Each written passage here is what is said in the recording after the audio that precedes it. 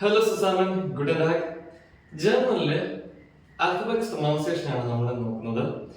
ഇംഗ്ലീഷിൽ 26 ആൽഫബറ്റ്സ് ഉള്ളതുപോലെ തന്നെ ജർമ്മനിലും 26 ആൽഫബറ്റ്സ് ഉണ്ട്.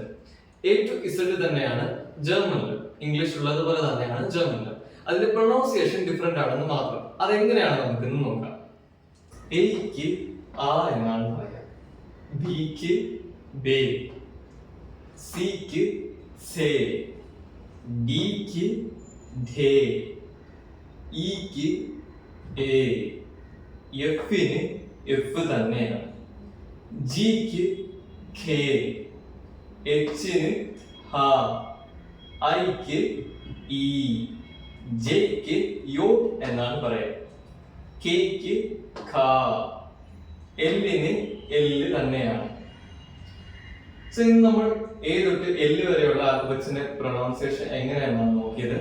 നെക്സ്റ്റ് വീഡിയോയിൽ എം തൊട്ട് ഇസഡ് വരെയുള്ള ആൽഫബറ്റ്സിന്റെ പ്രൊനൗൺസിയേഷൻ എങ്ങനെയാണ് നോക്കാം. So follow the channel to get more videos. Auf Wiedersehen. Tschüss.